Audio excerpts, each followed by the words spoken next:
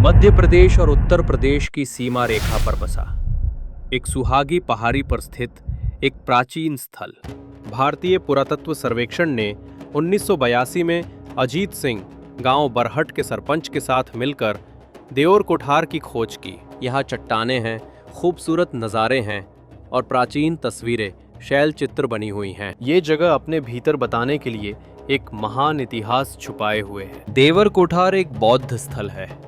यहाँ खुदाई करने पर इतनी मात्रा में स्तूप प्राप्त हुई जो कि बहुत से भी ज्यादा है। जानते हैं क्यों बनाया गया ये स्तूप, किसने बनाया ये, कौन थे वो लोग जो ये 2000 साल पहले रहा करते थे। सबसे पहले जानते हैं स्तूप होते क्या है। तो स्तूप का मतलब होता है ढेर या टीला। बौद्ध स्तूप उन टीलों को कहा गया है जिसमें महात्मा बुद्ध के अवशेष को रखा जाता है, जैसे कि उनके दांत, नाखून इत्यादि। ये संभव है कि स्तूप बनाने की परंपरा बुद्ध से पहले कही हो, फिर भी बुद्ध से जुड़े रहे हो। इसका कारण ये पवित्र अवशेष थे जो स्तूप में संजो कर रखे थे।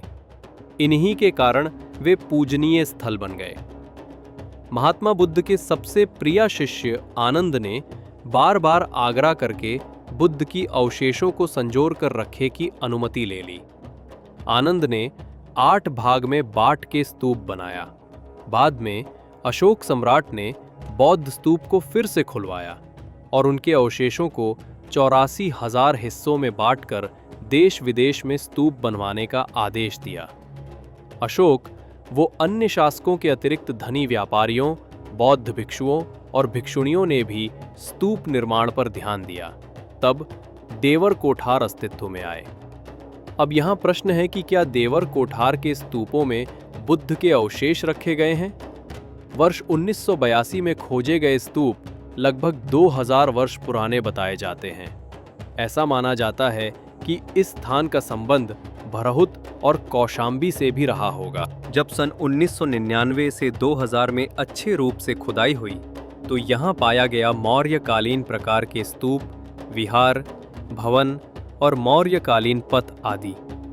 यहाँ पर आपको मिट्टी से बने 3 बड़े स्तूप और 40 विभिन्न पत्थरों से बने छोटे स्तूप मिलेंगे। इनमें से तीनों स्तूपों को मौर्यकालीन का माना जा रहा है। अशोक के कल में विभीड़ क्षेत्र में बौद्ध धर्म के प्रचार प्रसार के पुण्य रूप में इन स्तूपों को बनाने के लिए भगवान बुद्ध के अवशेष को वितरित किया गया था। लेकिन ये रूप से नहीं कहा जा सकता कि इन स्तूपों में भी बुद्ध के अवशेष हैं। उसे वक्त बौद्ध धर्म का प्रचार प्रसार जोरों पर था और अशोक के अलावा अन्य बौद्ध उपासक भी स्मारक के तौर पर स्तूप बनाने का कार्य कर रहे थे। स्तूप के अलावा यहाँ 5000 साल पुराने चट्टाने गुफाएं जो देखने में बेहद दिलचस्प है। अगर आप यहाँ घूमना चाहते हैं तो अपने प्राइवेट वहाँ से आ सकते हैं। यहाँ पार्किंग की सुविधा दी गई है।